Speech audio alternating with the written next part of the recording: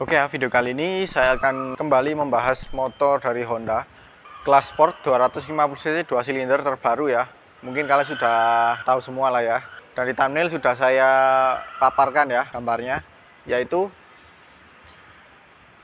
Honda CBR 250RR 2023.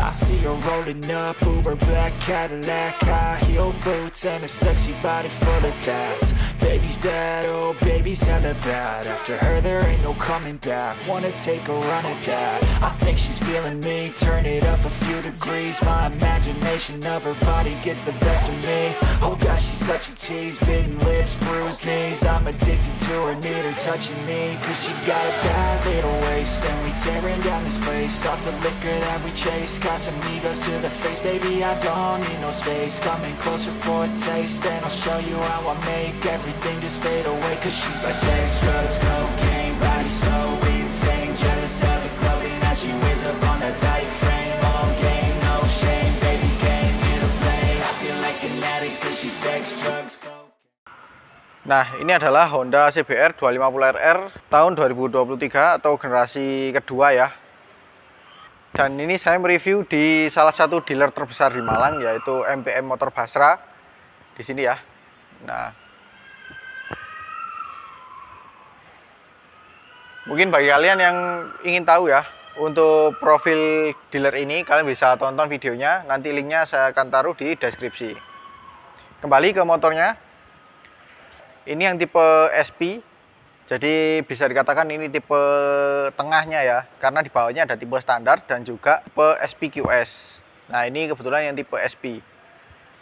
Warna yang saya review ini adalah, kalau kalian lihat di gambar, ini seperti hitam doff ya, tapi sebenarnya ini lebih ke biru dongker sih. Tapi untuk warna katalognya ya, itu di sini. Oke, kita fokus kepada unit yang ada di sini. Kita lihat dulu untuk yang depan. Nah, yang depan seperti ini ya. Ini yang lebih kelihatan itu dari windshield dan juga bodinya.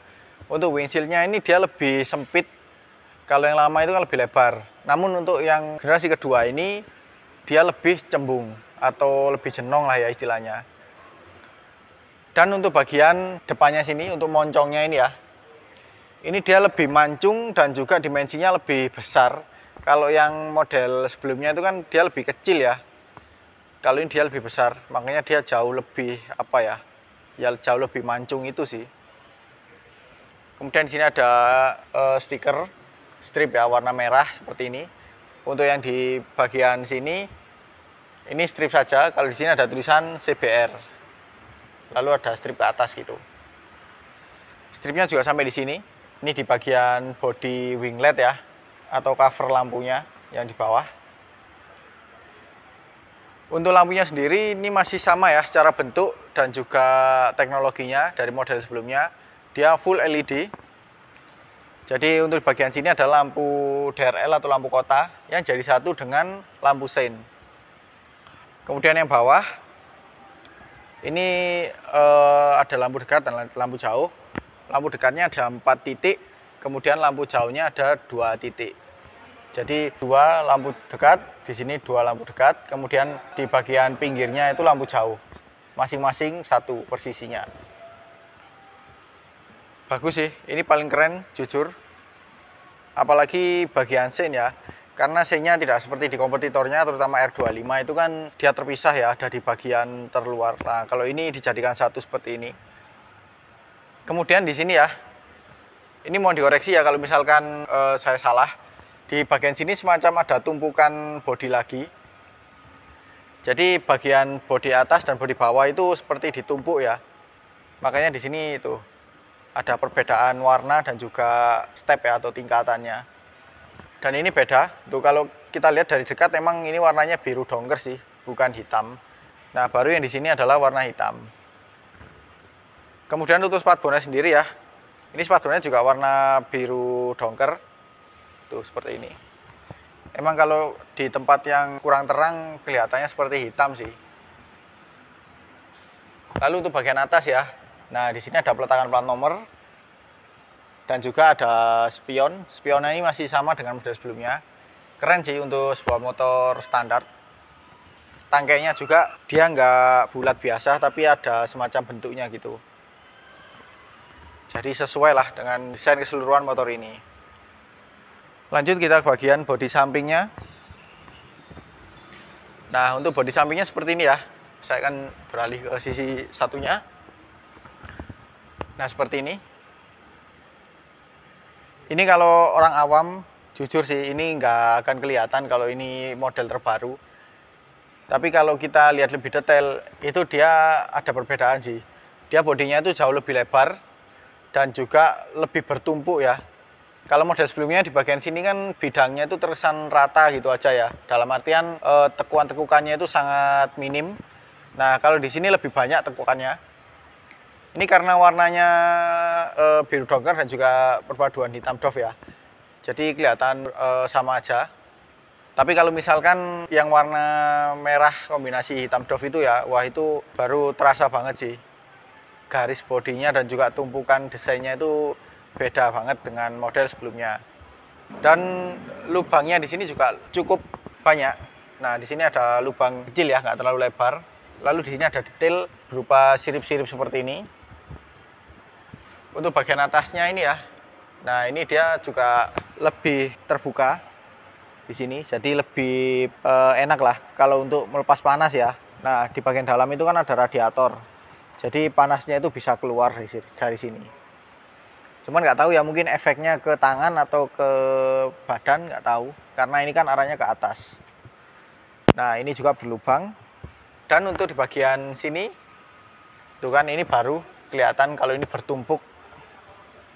Jadi seperti apa ya, cover di dalamnya masih ada ditumpuk bodi lagi. Dan seperti halnya di model sebelumnya ya, di bagian ruang mesin ini lebih terbuka. Keunggulannya untuk panas mesin itu lebih cepat ya untuk terlepas ke luar. Jadi cara pendinginan ini lebih baik. Tapi sayangnya untuk kekurangannya, tuh kan bisa kalian lihat dia tembus. Jadi kesannya itu kurang padat gitu ya. Ini dikarenakan dimensi dari mesinnya ini untuk 250 cc 2 silinder ini paling kecil loh. Di antara kompetitor-kompetitornya ini jauh lebih kecil. Tuh. Kemudian kita lihat untuk liverinya ya, atau stikernya. Nah, di bagian sini depan ada tulisan CBR, warnanya ini silver ya, bukan putih sih, lebih ke silver. Kemudian di sini ada tulisan 250RR, warna merah, dan ada strip sampai ke belakang seperti ini. Di dalamnya ada tulisan throttle by wire, karena motor ini kan nggak pakai kabel ya, kabel konvensional, jadi dia pakai sensor. Nah, karena ini tipe SP, jadi di sini ada tulisan SP. Dan di sini yang unik ya, di sini ada stiker dengan detail tulisan RR gitu ya, ada semacam garis karakter RR-nya gitu.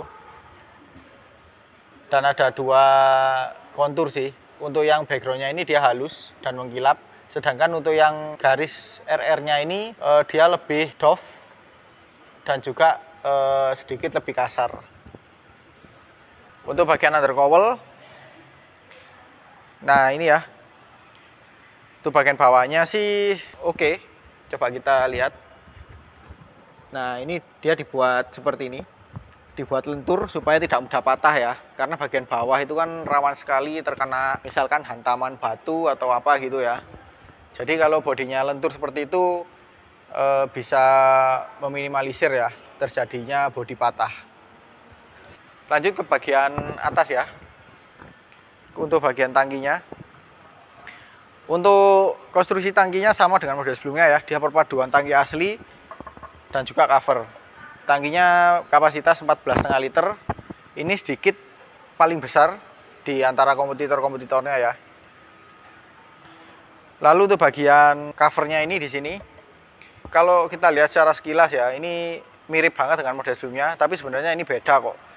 Jadi di sini dia dibuat lebih cekung mohon dikoreksi ya kalau salah. Dan juga dia menyambung sampai sini, sampai ke dalam ya. Kemudian di atasnya, di bagian tutup tangki ini juga ada cover. Ada detail juga. Nah, ini tulisan RR. Lanjut kita ke bagian bodi belakang. Nah, untuk bodi belakangnya seperti ini ya. Yang membedakan dengan model sebelumnya adalah bodi belakang ini sedikit lebih kecil dan juga lebih pipih ya. Ini terlihat dari bagian lubangnya di sini. Nah, di sini ya. Ini lubangnya dia lebih kecil ya. Kalau yang model sebelumnya itu kan dia lebih lebar gitu. Lebih segitiga atau pokoknya modelnya itu lebih lebar gitu. Kalau ini lebih persegi panjang tapi pipih. Kemudian untuk bodinya sendiri ya, yang saya bilang tadi dia lebih kecil. Jadi dia nggak terlalu lebar sekali gitu ya. Dan semakin ke belakang dia semakin kecil. Nah, habisnya di sini. Kalau model sebelumnya kan dia sampai ke belakang ya. Kalau ini sampai ke sini aja. Lalu di bagian sini diberi bodi berbeda. Jadi ini bagian dari cover lampu ya. Dia nggak dicat, jadi warna hitam dasar, warna asli dari bodinya. Kalau ini warnanya biru dongker, sama dengan bodi dominan yang depan. Dan untuk stikernya ya, di sini dia warna merah di sini, kanan kiri, cukup minimalis, tapi cukup lah. Tapi untuk bagian di sini ya, di bodi antara jok depan dan belakang itu dia warnanya merah glossy seperti ini. Jadi stripping di sana itu hanya untuk pemanis. Nah, untuk memperjelas warna merahnya ditaruh di sini. Nah, mumpung saya lihatkan di sini ya. Di sini untuk joknya ya, dia split seat sama dengan model sebelumnya. Kalau kita lihat di sini jaraknya lumayan jauh ya, tapi nanti saya akan buatkan videonya untuk ergonomi ya. Sejauh apa sih jarak pengendara dan juga penumpang ketika naik di motor ini. Oh ya, di sini ada tempat kunci ya untuk membuka jok belakang ini. Dan untuk tekstur kulit joknya ya, ini cenderung halus meskipun konturnya sedikit kasar. Sama sih dengan model sebelumnya. Tuh, begitu juga yang belakang. Dan secara dimensi juga cukup pas untuk sebuah motor sport ya. Untuk yang belakang juga kalau saya lihat dia cukup manusiawi lah meskipun untuk motor sport. Dan ini kebetulan di cover plastik ya, karena ini unit display. Jadi ya supaya nggak cepat kotor ya. Oh ya, untuk lampu belakangnya ya. Nah, untuk lampu belakangnya seperti ini. Semoga kelihatan. Lampu belakangnya masih sama dengan model sebelumnya ya, sama dengan yang depan juga. Dia modelnya bertingkat seperti ini. Jadi di atas untuk lampu belakang. Nah, untuk bawahnya ini lampu rem. Nah, bisa kita lihat ya. Di sini untuk lubangnya kan kelihatan tuh. Dan di sini semacam ada tonjolan lagi sih, tonjolan lancip gitu. Ini untuk mengikuti ini ya mungkin garis bodinya yang ini ke sini. Kemudian untuk spatbor, nah spatbornya ini juga masih sama dengan model sebelumnya. C-nya pun juga demikian. Lampu plat nomor juga penempatannya masih sama. Ini untuk sebuah spatbor motor standar ini udah sangat keren sih. Jadi meskipun kalian nggak modifikasi, ini masih tetap keren kok. Nah, kemudian di sini ada semacam sirip lagi. Nah, ini untuk mengurangi cipratan kotoran ke atas ya. Karena untuk bagian tangkainya ini kan cukup kurus, makanya diberi tambahan di sini. Nah, untuk peletakan plat nomornya di situ. Di sini ada reflektor tulisan Honda. Nah, di sini baru untuk tempat plat nomornya. Oke, lanjut kita bagian kaki-kaki ya. Nah, untuk kaki-kakinya seperti ini. Pertama yang terlihat adalah suspensinya. Ini suspensinya sama dengan model sebelumnya, menggunakan upside down dari Showa. Namun untuk fiturnya ini lebih baik timbang model sebelumnya, karena ini sudah pakai teknologi SFFBP. Jadi dia itu karakternya lebih empuk sih, lebih nyaman pas untuk harian. Karena kalau saya berkaca pada adiknya yaitu CBR 150R dan juga CB150X ya, itu karakternya empuk banget, nyaman banget dipakai sehari-hari. Nah, ini kemungkinan besar akan sama nyamannya dengan adiknya. Dan warnanya ini emas ya. Ini hampir semua tipe pakai warna emas, kecuali untuk Black Freedom itu warnanya hitam. Lalu untuk bagian velg ya, velgnya ini secara bentuk juga sama dengan model sebelumnya. Dia pakai diameter 17 inch dan warnanya hitam doff. Untuk yang warna ini, karena ada varian yang warna velgnya itu emas ya. Kemudian untuk lebarnya ini 2,75 inch dan dilengkapi dengan stiker ya, tulisan RR di sini.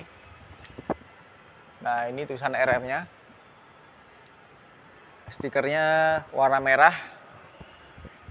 Lalu untuk bannya ini masih sama dengan model sebelumnya ya, dan semua tipe dia pakai IRC Roadwinner dengan ukuran 110/70 ring 17. Nah, banyak dari kalian ya yang menyayangkan kenapa sih pakai IRC Roadwinner ini. Mungkin menurut saya ya, ban ini tuh lebih tahan lama atau lebih awet, makanya dari pihak Hondanya memakai ban ini supaya lebih tahan lama dan kita nggak perlu sering-sering ganti ban gitu loh, apalagi kalau sering pakai motor ini kan. Untuk remnya, nah remnya seperti ini ya, dia modelnya cakram bergelombang, diapit dengan kaliper dari Nissin 2 piston. Nah, untuk warna kalipernya sendiri ini warna hitam ya. Kalau yang tipe yang lain itu juga ada yang warna emas, kalau nggak salah yang warna HRR atau yang tricolor. Kemudian karena ini yang tipe SP, jadi standarnya sudah pakai ABS. Kalau yang tipe standar itu masih belum ada ya ABS-nya. Nah, di sini kelihatan kan ada sensornya. Untuk kaki-kaki belakang seperti ini ya. Saya akan mulai dari suspensinya dulu deh. Nah, untuk suspensinya seperti ini. Dia monoshock, dilengkapi dengan Prolink ya. Prolinknya ada di bawah. Nah, itu. Dengan dilengkapi penyetelan beban. Ini kalau nggak salah ada berapa tingkatan ya. Kalau nggak salah ada 5. Dan untuk warna ulirnya, itu dia warna putih. Ini kalau saya pribadi mungkin lebih cocok warna merah ya. Supaya lebih pas dengan warna rangkanya ini. Kemudian untuk rem, nah remnya juga cakram sama yang dengan yang depan, modelnya bergelombang ya. Diapit dengan kaliper dari Nissin, warna hitam, 1 piston, dan dilengkapi dengan ABS. Jadi ini ABS-nya depan dan belakang. Oke, kita geser ke sisi baliknya ya. Nah, untuk velgnya bentuknya sama dengan depan, tapi bedanya untuk lebar yang belakang ini pakai 4 inch. Dibalut dengan ban IRC Roadwinner dengan ukuran 140/70 ring 17. Kemudian di sini ada cover rantai ya, yang jadi satu dengan hager, jadi nggak terpisah dia. Kemudian untuk lengan ayun, ini lengan ayunnya sama ya dengan model sebelumnya, dia model asimetris casting, jadi bukan pakai pipa kotak gitu ya, seperti di CBR 250R atau adiknya yang CBR 150R. Dan ini warnanya silver. Dan untuk warnanya ini ya, lengan ayunnya itu ada 2 warna kalau nggak salah. Karena di beberapa tipe itu ada yang warnanya lebih gelap. Kemarin saya lihat waktu di pameran. Kalau yang warna ini kebetulan warnanya silver. Jadi kelihatan lebih besar sih kalau menurut saya. Kemudian untuk gear dan juga rantai seperti ini ya. Untuk gearnya sendiri yang depan pakai 14T, kalau yang belakang dia pakai 38T. Dan untuk rantainya sendiri ya, dia pakai ukuran 428/128L. Kemudian untuk pijakan kaki ya di sini, dia masih sama sih dengan model sebelumnya, model jagung seperti ini. Tangkainya warna silver dan juga pijakannya warna silver. Tapi untuk tuas persnelingnya dia warna hitam seperti ini. Dan di sini dilengkapi karet, jadi nggak mudah merusak alas kaki kita ya.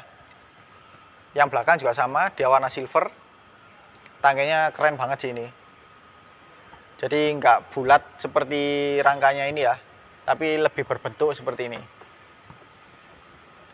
Dan untuk bagian pijang kakinya ya, yang membedakan dengan pijang kaki untuk pengendara, di sini terdapat lubang. Nggak tahu ini tujuannya apa. Apakah untuk mengurangi berat atau sebagai estetika, nggak tahu sih. Untuk tuas remnya ya, kita lihat. Nah, untuk tuas remnya juga sama dengan tuas persneling. Dia warna hitam, tapi nggak ada karet ya. hanya ada tekstur bergerigi supaya lebih rigid aja sih. Nah itu kan.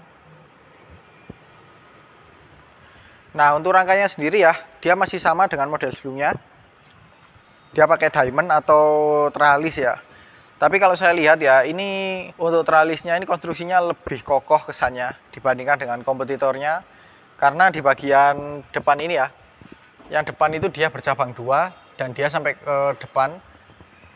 Jadi biasanya itu kalau di kompetitornya itu cuma 1 gitu ya. Kalau ini 2 dan ada penyangganya di sini.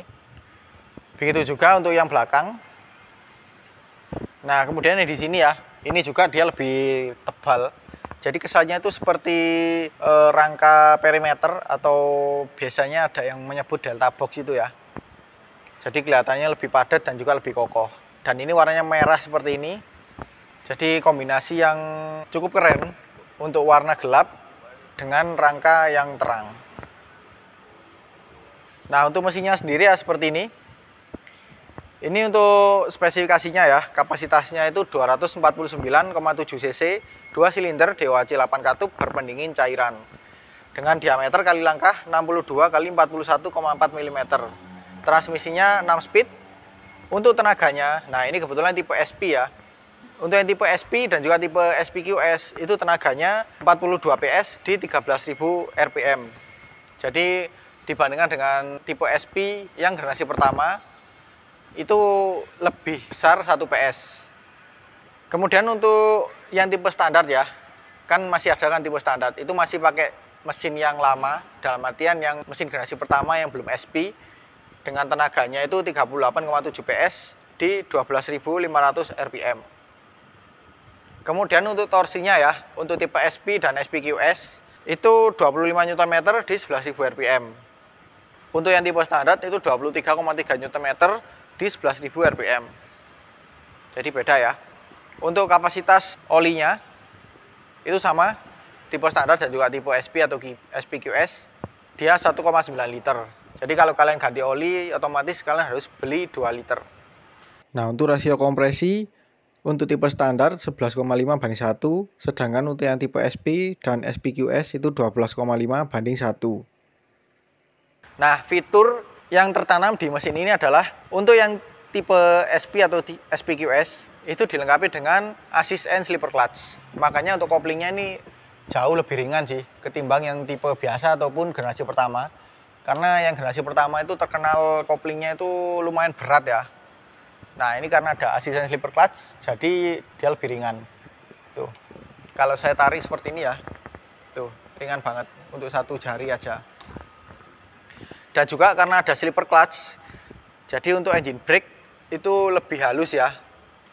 Jadi nggak menghentak seperti motor yang nggak pakai slipper clutch.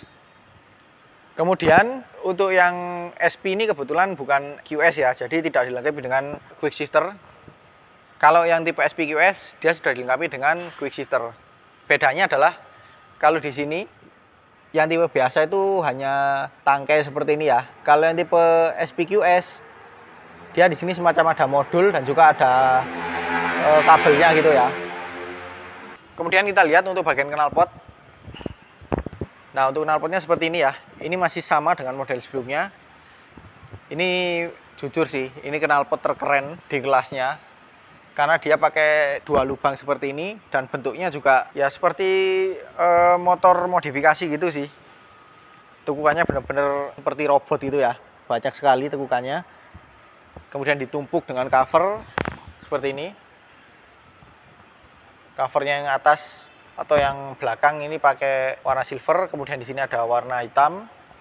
Untuk knalpot aslinya warna hitam doff ya, sama dengan covernya. Kemudian di sini masih ada cover lagi. Ini lebih ke silver chrome sih, karena ini kan kalau kita lihat dia berbeda. Tuh, asik banget sih. Ini kalian nggak perlu ganti knalpot sih kalau kalian nggak butuh suara racing ya. Ini udah standarnya udah keren banget. Lanjut kita bagian kokpit ya. Nah untuk kokpitnya seperti ini. Ini secara garis besar masih sama dengan model sebelumnya ya. Terutama kalau kalian lihat pertama kali kan pasti panel digitalnya itu. Untuk panel digitalnya dia masih full digital tapi monokrom. dengan tipe layar negatif display. Kebetulan ini nggak bisa dinyalakan ya, karena ini motor display. Dan di sini terdapat dua tombol. Nah ini ya, dua tombol select dan set. Jadi untuk merubah info di panel digitalnya ini. Kemudian untuk bagian kunci ya, nah kuncinya juga masih sama dengan model sebelumnya ya. Dia tidak dilengkapi dengan pengaman tambahan, entah itu immobilizer ataupun penutup magnet. Dan untuk bagian segitiga atasnya juga masih sama dengan model sebelumnya, dengan ada lubang di sini. Nah, yang membedakan adalah di bagian tutup suspensi depannya ini ya. Emang sama sih warnanya biru, cuma di sini ada detail karena pakai fitur baru ya, SFF BP. Dan stangnya ini sudah pakai Andriok, jadi sama dengan model sebelumnya ya. Kalau adiknya yang CBR 150R itu kan Apriok ya. Kalau ini dia pakai Andriok, jadi dia lebih resi dan juga lebih pas lah untuk kalian yang suka kebut-kebutan. Tapi mohon diingat ya, kalian kalau kebut-kebutan di jalan raya itu benar-benar harus diperhitungkan, jangan sampai membahayakan diri sendiri dan juga membahayakan orang lain. Kemudian untuk bagian tombol-tombol ya, di sebelah kanan masih sama dengan model sebelumnya. Dia engine key switch dan juga starter jadi satu seperti ini, dan tidak ada tombol tambahan lagi ya. Nah untuk yang sebelah kiri ini baru, berbeda dengan model sebelumnya. Dan juga untuk tombol ini ya, ini hanya ada di tipe SP dan SPQS. Karena untuk yang tipe standar itu masih sama sih dengan CBR 250RR generasi pertama. Jadi di sini ada tambahan fitur, di sini ada hazard yang mana di model sebelumnya juga tidak ada. Lalu di sini ada tombol untuk lap ya. Kalau misalkan kalian pakai di sirkuit, nah mau time lapse atau kalian mau kejar waktu ya, ketika melewati garis finish itu tinggal tekan di sini. Kalau di tombol sebelumnya kan dia di sini ya. Nah di sini diganti mode, jadi dia dibalik. Ini lebih cocok sih, lebih pas ketimbang tombol CBR 250RR yang model sebelumnya. Lalu di sini ada tombol lampu dekat, lampu jauh yang jadi satu dengan pas beam. Jadi kita tekan seperti ini, pas beam akan menyala. Dan di sini ada klakson dan juga sein. Cuma sayangnya di sini ada slot kosong. Ini sayang banget sih kosong seperti ini.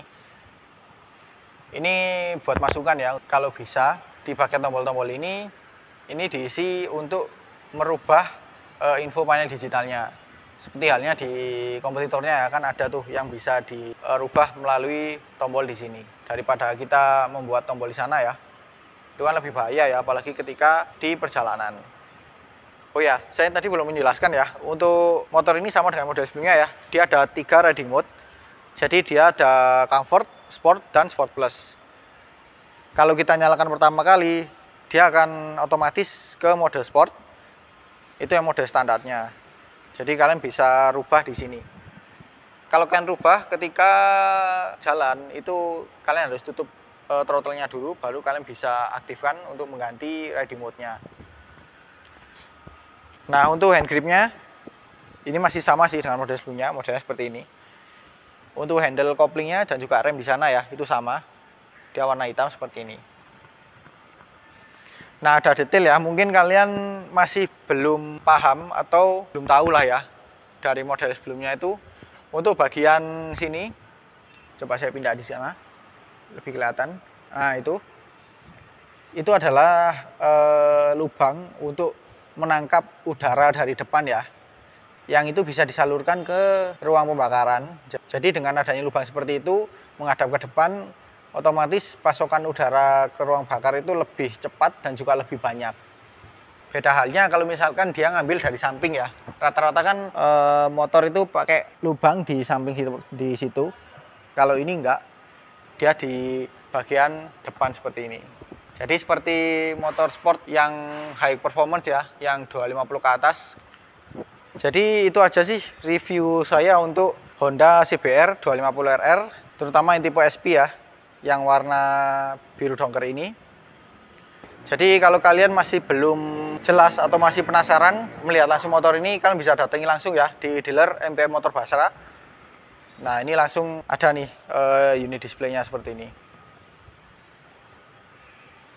Dan untuk harganya ya, saya sudah jelaskan di video short saya sebelumnya. Itu untuk harga terbarunya sih. Jadi nanti kalau misalkan ada perubahan harga, terutama yang di wilayah Malang Raya ya. Saya akan buatkan lagi untuk video shotnya. Oke, mungkin itu aja ya video review kali ini. Kalau suka dengan video ini jangan lupa di like. Apabila ada pertanyaan, kritik atau saran silahkan komen di bawah. Share juga ke sosial media kalian apabila video ini bermanfaat. Jangan lupa subscribe untuk mengikuti video-video terbaru dari saya. Nyalakan juga tombol loncengnya untuk mendapatkan notifikasi video terbaru dari saya. Follow juga Instagram dan TikTok saya di @vibi. Dan terima kasih kepada MP Motor Basra ya yang sudah berkenan memberikan saya kesempatan untuk mereview motor ini di dealernya. Oke, terima kasih telah menonton dan sampai jumpa di video selanjutnya. It's the best of me. Oh gosh, she's such a tease. Bitten lips, bruised knees. I'm addicted to her, need her touching me. Cause she got a bad little waist, and we tearing down this place. Off the liquor that we chase, got some egos to the face. Baby, I don't need no space. Coming closer for a taste, and I'll show you how I make everything just fade away.